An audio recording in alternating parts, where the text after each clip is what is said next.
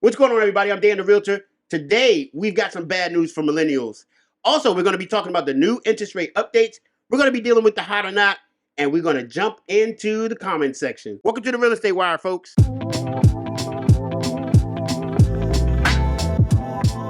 What's going on, everybody? It's Dan the Realtor. Mortgage Coach Marcus, laughing at Dan.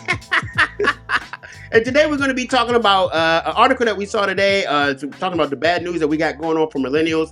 Coach Marcus is going to be giving us the update on the interest rates. We're going to do a little bit of real estate, hot or not, and we're going to jump into some of your comments. So, what's going on, brother? Everything is great. Everything is real good. How you doing today? Man, I've been good, man. My I don't know if this is a good topic or not, but I had my brother's funeral this week, or last week actually. So that was pretty cathartic, I guess you would say. Sobering, yeah, just relaxing. Not relaxing, but I'll say more so like just coming at peace and terms with it. You know what I mean? After somebody passed away, you did a funeral, it's kind of really just like a burden. You kind of feel a little bit better, actually. It's weird. There's an element of like, it just depends on the situation, I guess. Somebody's going through sickness for a long time or something like that, and then there's an element of like you're still in pain because of what you walk through with that person, right? But then you also see that person going through pain, and you like, man, like there's a little bit of relief. Yeah, there is a sense of relief, but even in that, my dad passed away in November 2020, so it's like thinking about that. Yeah, that's a lot of thought, and sometimes I don't even know how to juggle it or balance it. As a matter of fact, and I'm talking to cameras. I just reached out last night to a counselor, grief counselor, because I don't know that I've properly processed, my dad's passing, and then what life is like, afterwards. You feel kind of like, you hobble, 1 foot on the ground, 1 foot on the banana peel, 1 foot with a training wheel on it. You just don't know how to really get your balance after you've lived life for 40-something years with a certain set of circumstances. Wait, your pops passed? Yeah. When did this November? 2020, November 2020. Oh, I thought it was 2022. No. Grief, you ain't tell me? No. Oh, okay. How'd he pass? Pancreatic cancer. Oh, that's the most painful type of cancer, dog. But it just shut your whole system down. August he was diagnosed. By November we buried him in 2020. And before it was like it happened so quick. So that's something that I guess is a kind of a good thing to talk about now, because that's going to be one of the platforms that in terms of charitable contributions and serving. Like I want to really, really be a part of that community and pancreatic cancer, the research and serving and bringing awareness to it. And I'm the oldest. I got 2 brothers. Yeah. My body is built, no joning, but my body is built like my dad, right? Same height, almost, same weight and everything. The true dad bod. Stand up. I will not. Yeah, right.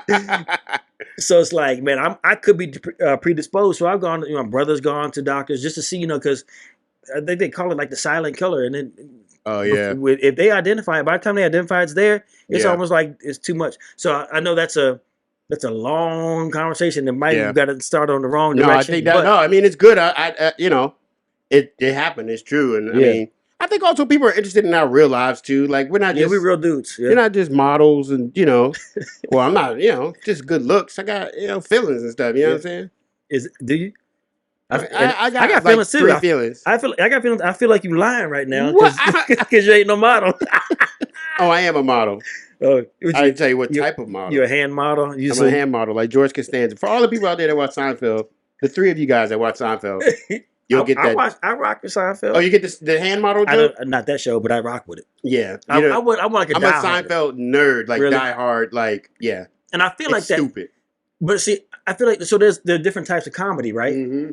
And truth be told, most black folks don't rock with the comedy that's on Seinfeld. Yeah, I don't understand. Like, I think if more black people watch Seinfeld, but if they watch it, they be like, "Yo, it's funny." It's hilarious. It absolutely is. It's stupid funny. Because Jerry Seinfeld and Larry David, and bald head boy, and the girl that Julia Louis-Dreyfus. Oh yeah, Jason Alexander. Yeah. All of them they had on there, like they were. It was like an all-star cast. It's like it was crazy. It's one of the few all-star, and all of them had their own like unique vibe. Don't get me going down the Seinfeld nerd vibe. Yeah. It's dope though. So if you got a Seinfeld, junkie, like get into it. I'm talking to myself. I ain't no junkie, but I like it. Yeah, I'm a junkie on it. But before we go any further, I just need to shout out my Washington Commander fans. I need to shout out my Dallas Cowboys fans. What happened? Did somebody lose or win? Oh yeah, the Dallas Cowboys did what they normally do. Did they win?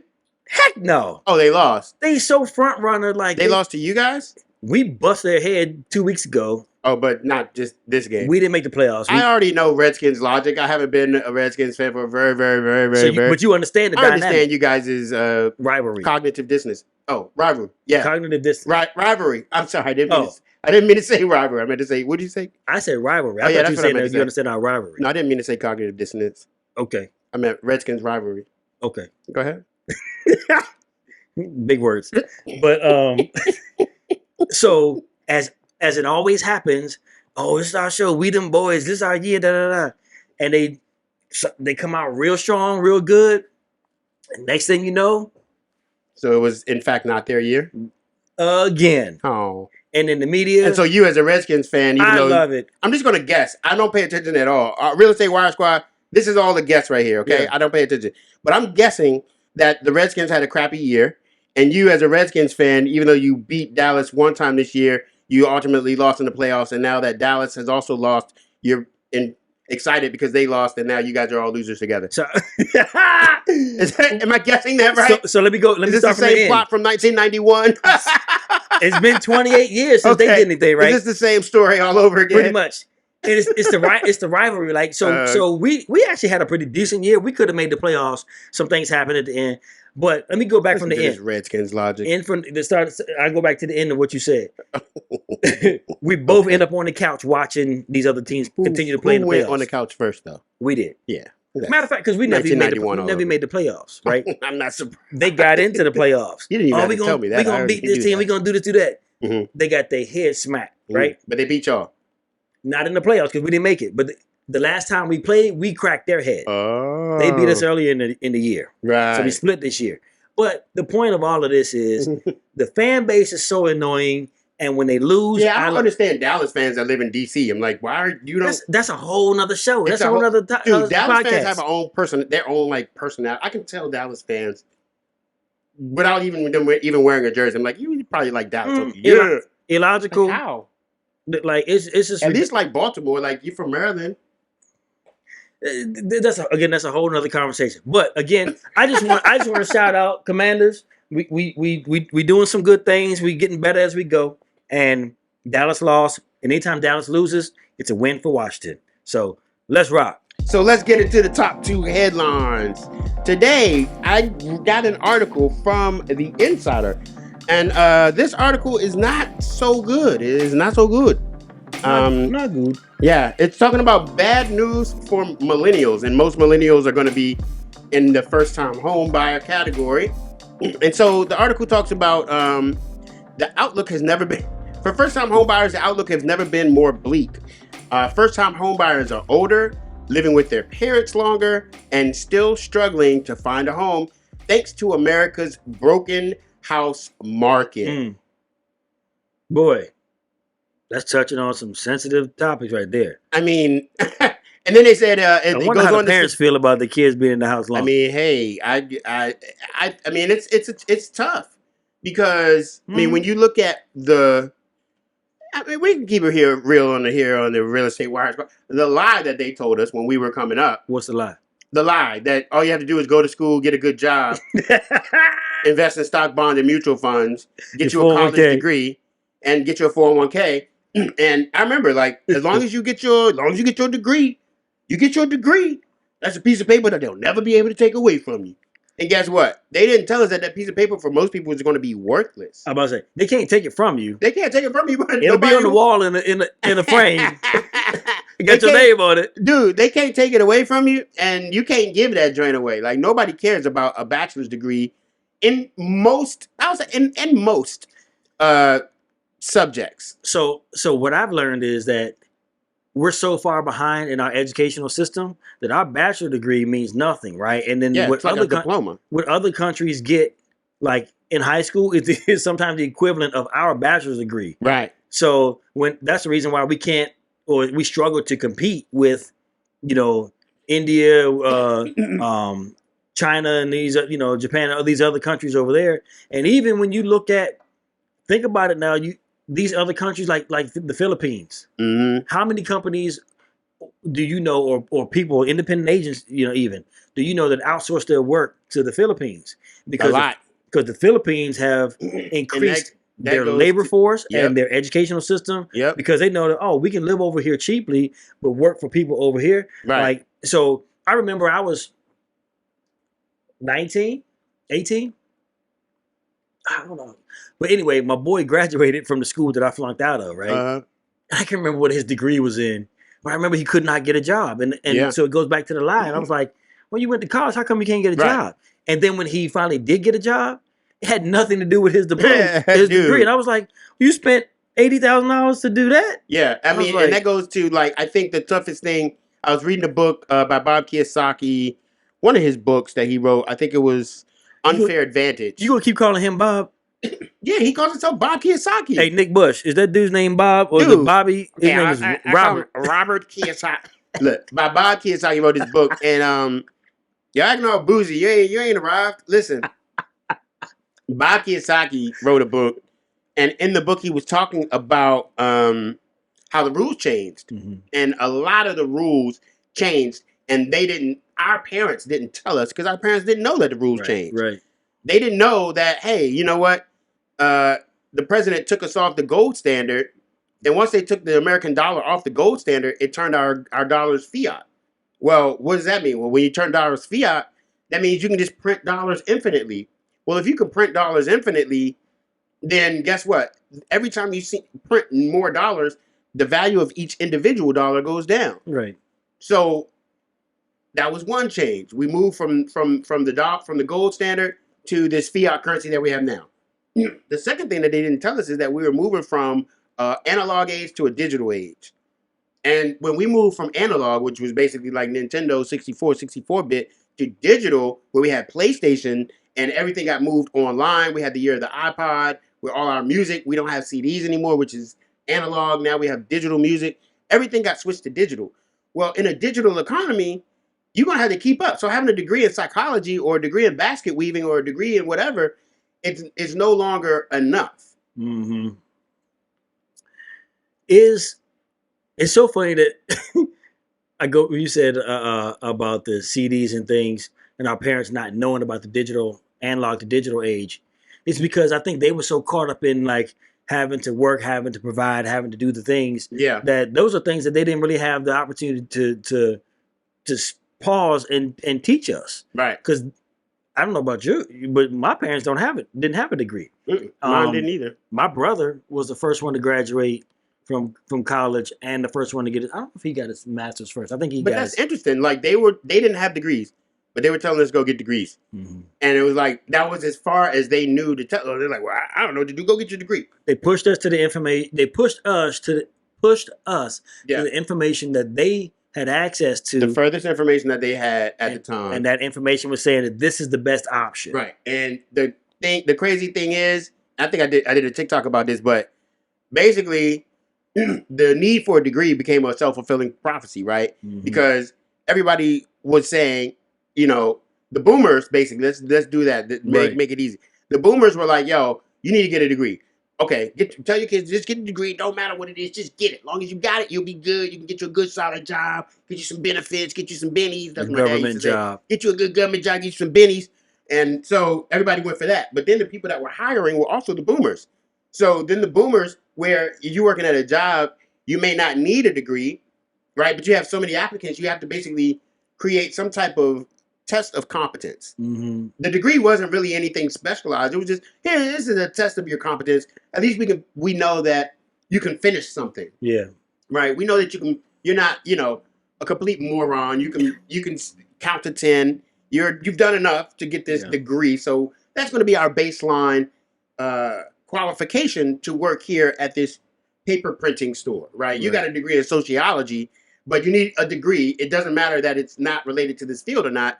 It's just you have a degree. And that's what the boomers that were hiring us created. That's the mandate that they created for millennials, because we were the ones that needed a job. They told us you need to get a degree in order to get this job. We're not millennials. We're Gen. No, we're millennials. It doesn't change.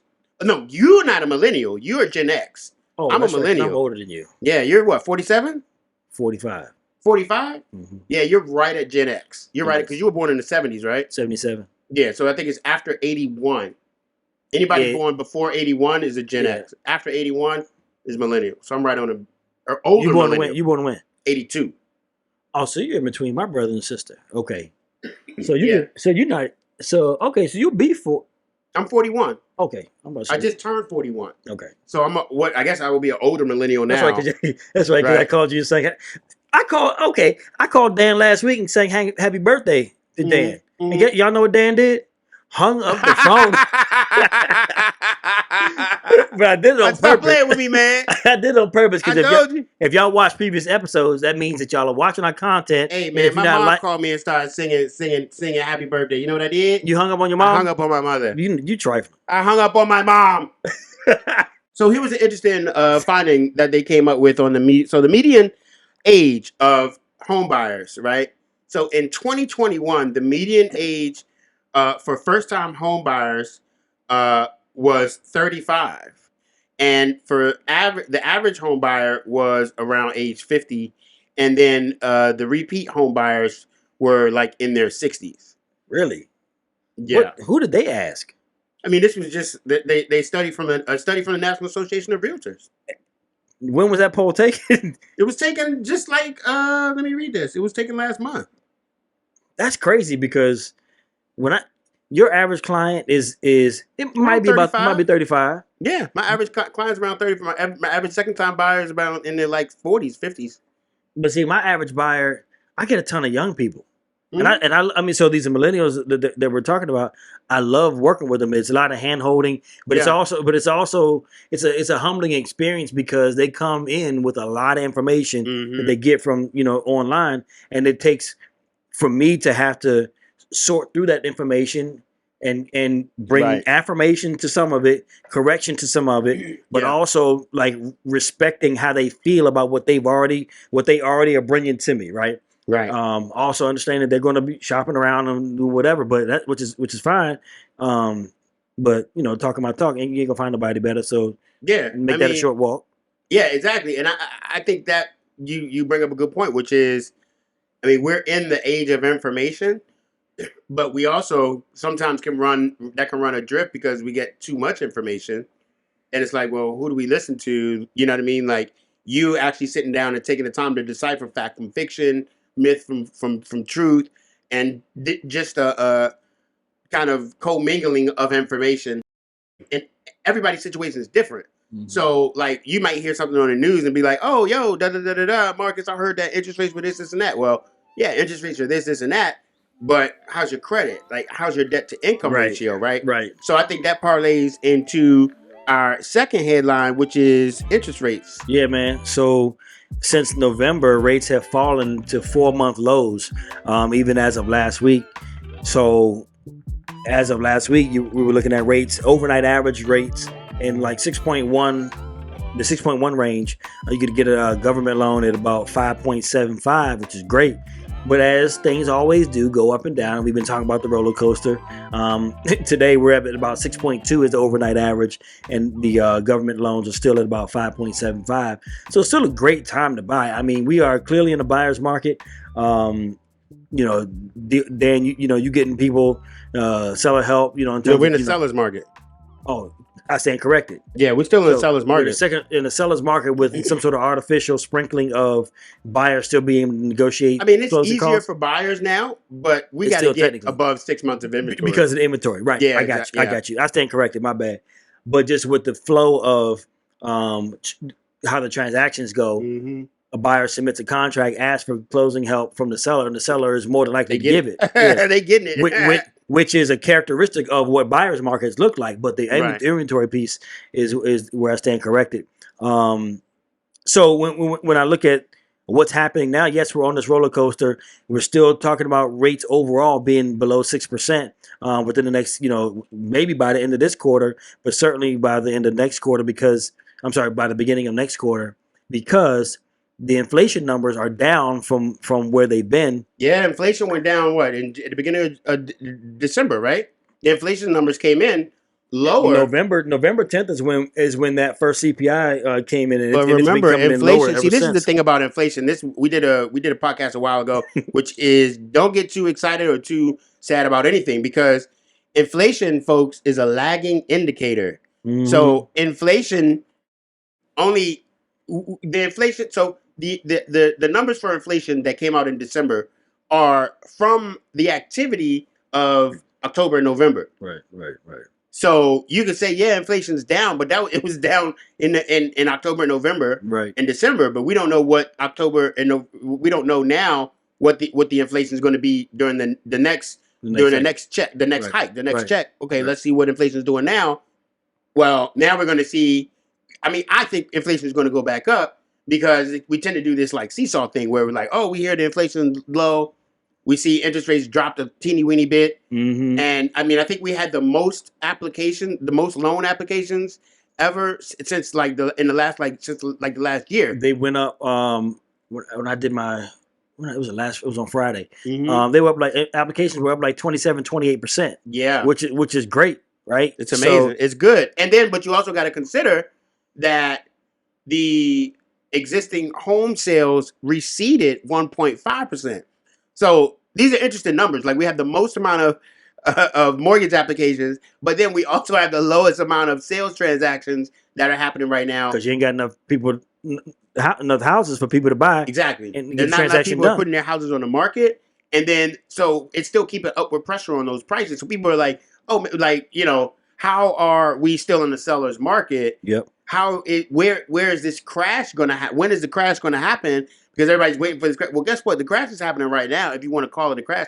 But I really wouldn't call it a crash. I would call it a correction. I would call it a correction, but I wouldn't call it a crash. Corrections happen all the time. But if you look at the fact that we have the lowest amount of home sales and an increase in the amount of home applications, well, all those people got to be buying something, but there's not a lot of people putting their properties on the market, which is keeping us in a seller's market. But another piece of that is, I think if you're gonna buy in a wise manner, right? And I think they're using wisdom. They say, well, it makes more sense for me to buy something, right? Because I'm investing in a different way, right? I'm not throwing $2,000 a month away, right, so to speak. Because if you take $2,000 and multiply by 12 months, that's $24,000. And some people, it's not the right time to buy, so paying $2,000 in rent is the right thing. But if buying is the right thing, they say, okay, I may not be able to buy what I want, but I'm still I have an investment mindset,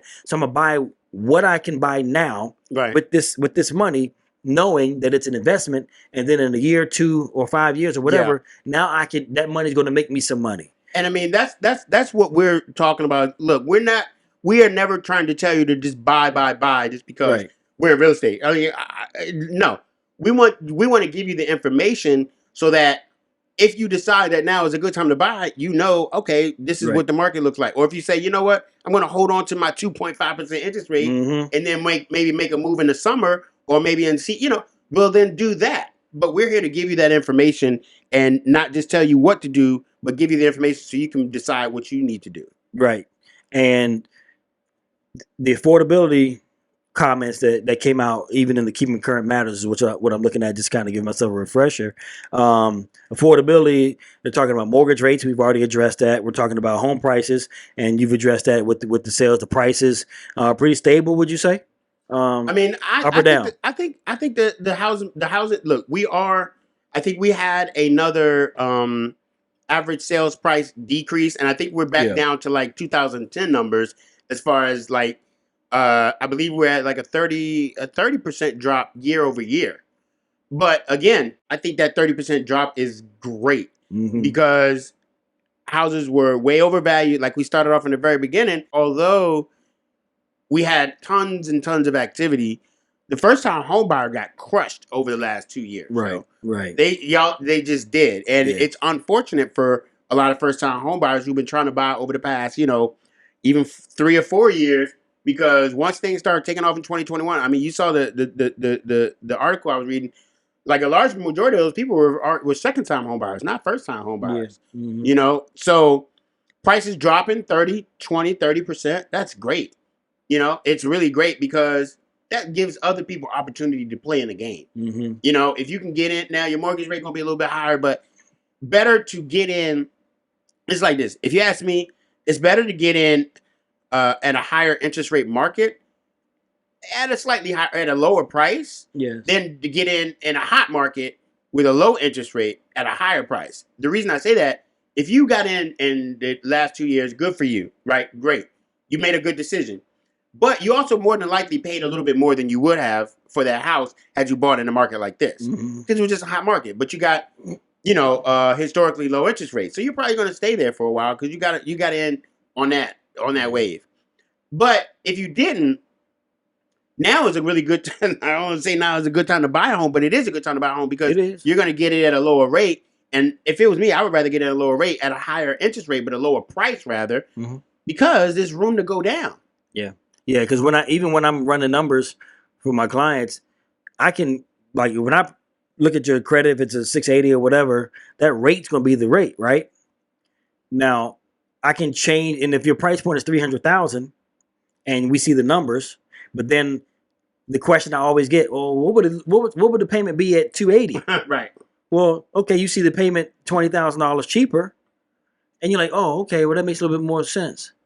But if I keep the loan amount still $300,000, but I change the interest rate from 6.5 down to 6.25, that doesn't impact the payment as much as dropping that balance does. Right.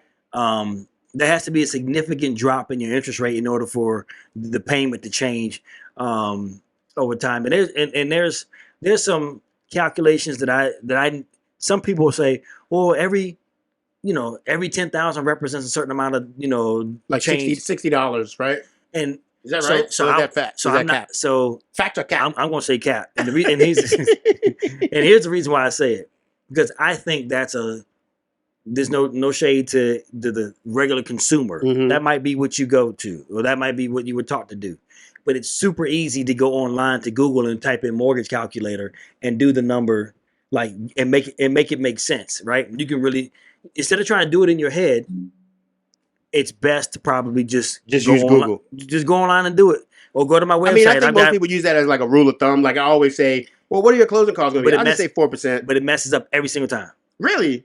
Every single time. $60 for every $10,000 reduction in the price? Every single time. Why? I thought that was like, maybe that's just a real estate thing. Maybe just realtors just do that. That's the reason why do that? That's the reason why realtors do contracts instead of do numbers. Now, whoopsie. Y'all's financing part of the test. Y'all's financing part of the test is like that big. But 3 questions on the real estate exam about financing. Look, we're still in the back of the bus. I'm joning a little bit, but I am saying like, to make it make sense. Yeah. Like, you're gonna, because all I'm gonna do, I'm gonna say, if you say, does it represent $6 or $60 every 10, whatever, I'm gonna say, hold on for a second. I'm gonna type it in, like, let's do something for real, because I never want to leave any sort of like gray area. Like, let me give you some real facts so that you can chew on that and have something to build on and go forward with confidence. So that's a long segment there. But the last piece about affordability is the wages. We're making more money in terms of affordability. So we're making more money. People can technically afford more, but it doesn't necessarily mean that you should spend more. So let's get to the comments section, everybody. So one of the questions that we got in the comments is, how do you guys get paid? So yeah, let's talk about it. How do we get paid? So the way I get paid is off of commission. So basically, if you are a buyer, a first-time home buyer, you're looking to buy a house, you don't pay directly. Now you do pay because you're bringing the money to the table, but the seller is the person, or the homeowner is the person who pays both agents. So your real estate agent is, if you're buying a house, they're going to be working to benefit you, to negotiate on your behalf, to make sure that all your contracts and all your addendums, all your deadlines are met. That's what your real estate agent is going to do if you're buying. If you're selling, then your real estate agent also does the same thing. He does the comp. Sometimes he'll give you a market analysis. They do the marketing, let everybody know that the property is available. They help you with signing the disclosure so that you don't get sued by the buyer. There's a whole bunch of different things that we're doing as agents on both sides. Now, if you're selling your house, then you are the one who pays the commission to both agents. And they split that. In this area, most people charge between like 4 and 7%. It just depends. Your commission that you pay your agent is always 100% negotiable, so you don't have to worry about what's a fixed rate and da-da-da-da. And then it just spans from, your, I'll say dollar store agent that just charges like a flat listing service fee. And I mean, there's a menu, right, for all budgets. So if you say, yo, I just want to do a limited service company, which I know I'm a real estate agent, I'm not supposed to talk about it, but I don't care. I'm going to tell you all about it anyway because it exists. There are limited service companies that will just post your listing on MLS. And you just pay them like a flat fee, like a couple $100. But you get what you pay for, right? And you still have to pay the buyer's agent that brings you a buyer. You still have to pay them. Most of the time, they even pay the buyer's agent like 3%. And then they take like 1%. So you have to pay them like a flat fee, this little flat fee service. You pay them a flat fee, whatever that is, a couple $100, I don't know what it is. And then you pay them like 1%. So when you see those advertisements about, we'll list your house for 1%, it's not just 1%. You still have to pay the buyer's agent that brings you a buyer because nobody in this country is going to work for free.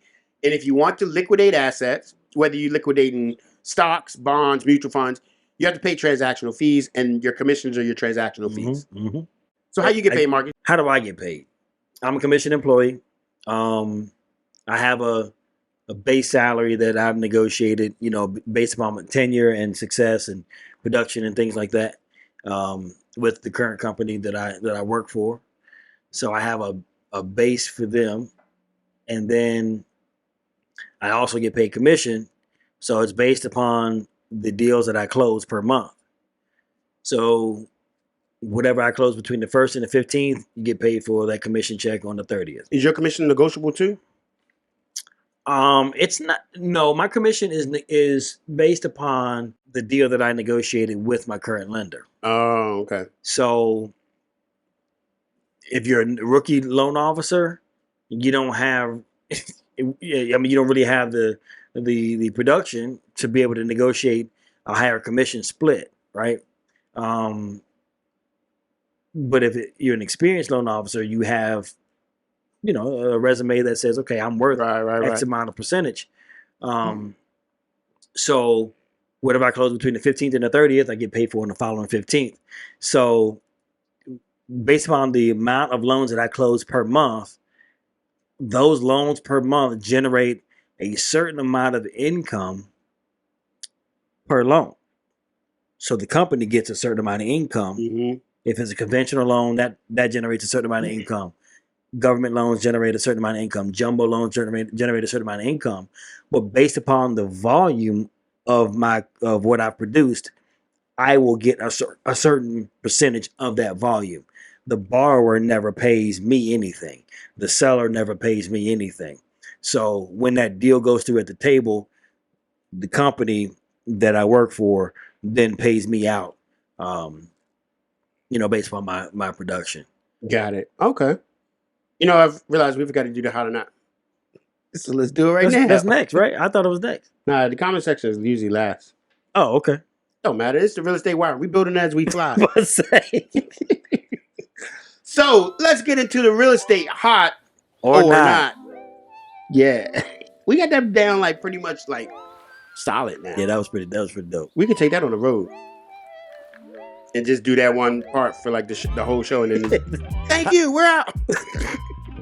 Hot or not. Thank you. So let's talk about some real estate design trends. I can't wait for this. The real estate design trend. Where'd you get this on Zillow Gone Wild? Have you seen that page? No. You gotta look at Zillow Gone Wild. That's where they have like the bathroom, the toilets with the carpet. Man, listen. Toilets in the corner. wood paneling toilets. Oh my God. Like, it is the craziest looking page. So what do you think about vintage and craft furniture? Everybody's kind of going into this vintage style now with their housing, basically a bunch of old furniture. They call it vintage. I was looking at one of my boys, he's a kid. I remember him when he was growing up. He just posted on his little on his Instagram. He had a Nautica. I'm coming for you, little T.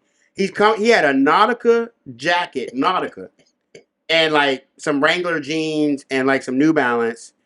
And he was like, "Yeah, this is vintage." There's an outlet mall in Walmart. That was no vintage.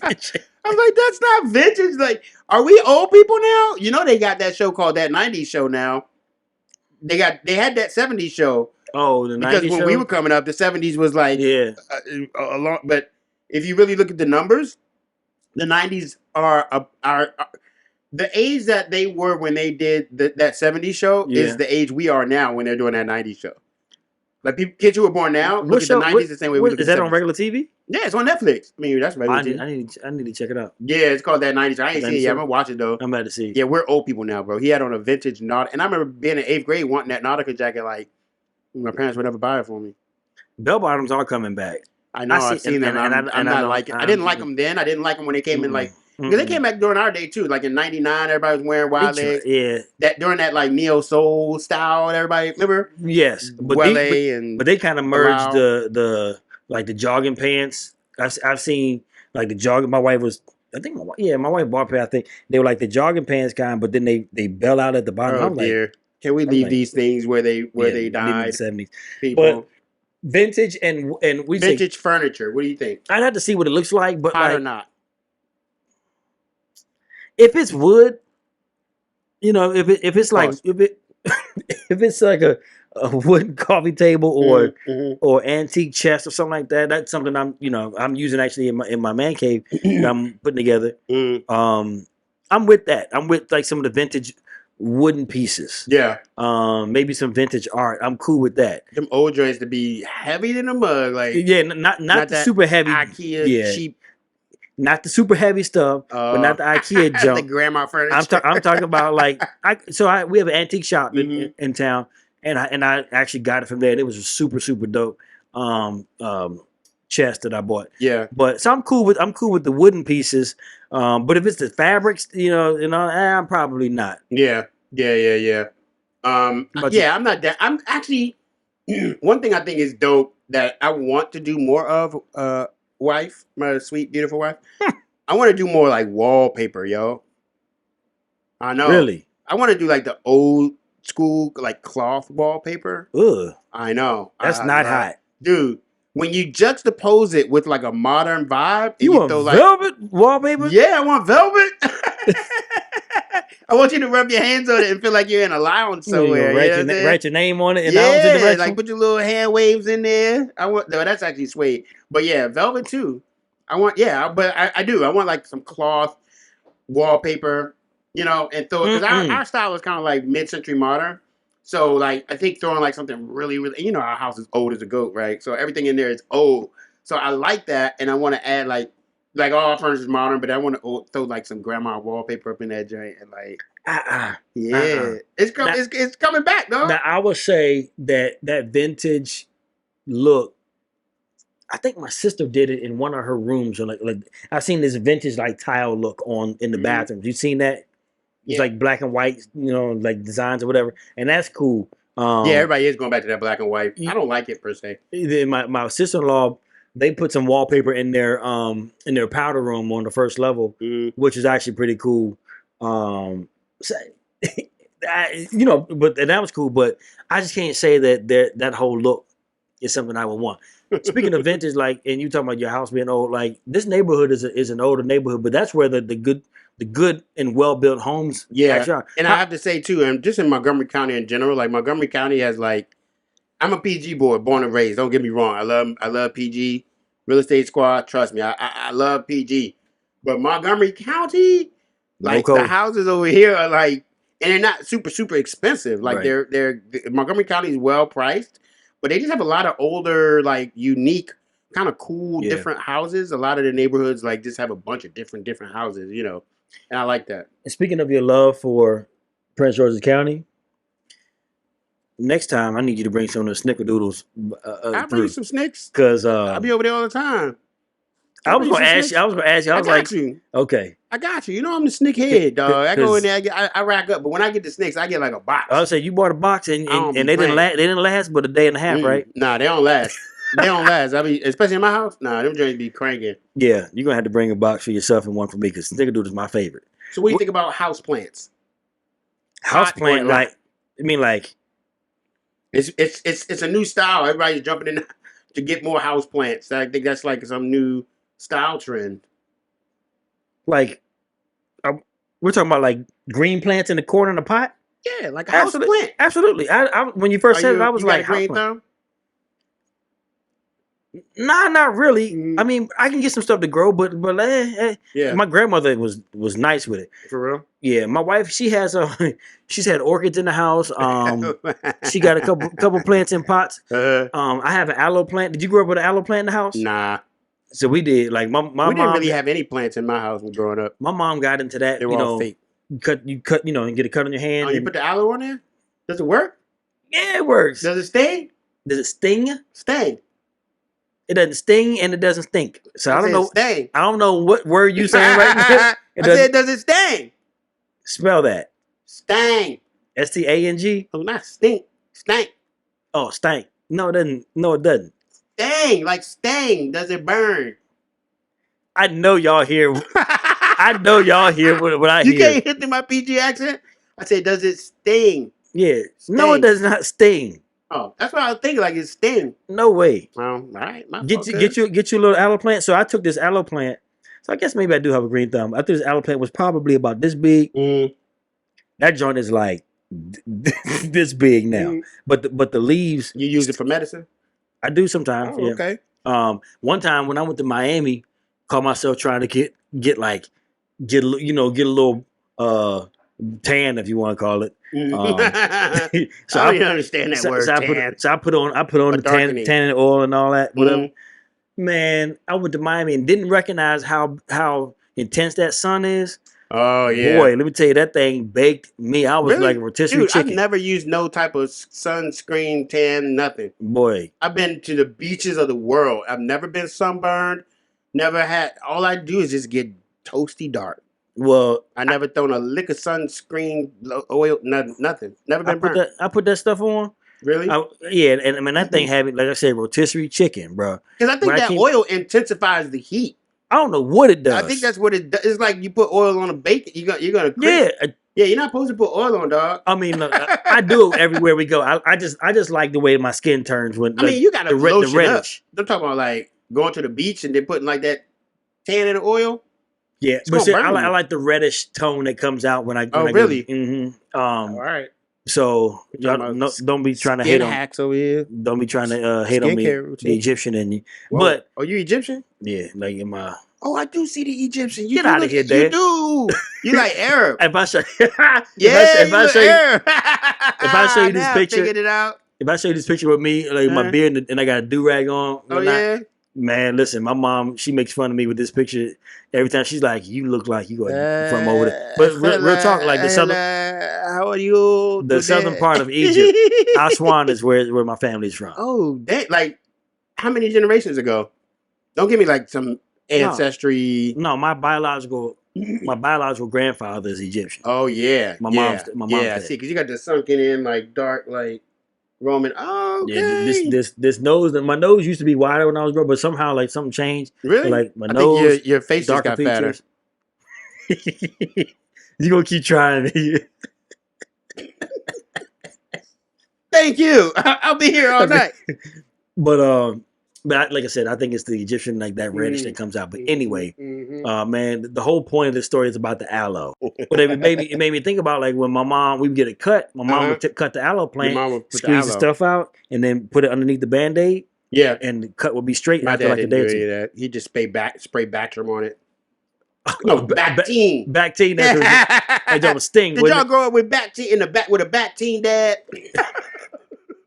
He take that little bottle and squirt the Bactine. Boy, that joint was worse than alcohol, dog. No, there's this red. It was burnt. Are you talking about iodine? No, it's not iodine. I forget the name of this stuff, man. My parents, we would call it the red stuff. And it would be in this little bottle. Like punishment. Man, I can't remember the name of this thing, but it'd be in this little bottle and have a little stick that you pull out, almost like the same type of stick, almost like when you put on nail polish or something like that. But the stick, you put it on there. When I tell you, Mercurochrome, that's what it's called. Mercurochrome. Listen, you taking it back, bro. You know about that? No. Listen, if anybody knows about Mercurochrome, like, oh my God, comment on this joint. And that joint should set your cut on fire. You feel like your body parts falling off. I mean, so 10 years of nursing, all you need is soap and water, y'all.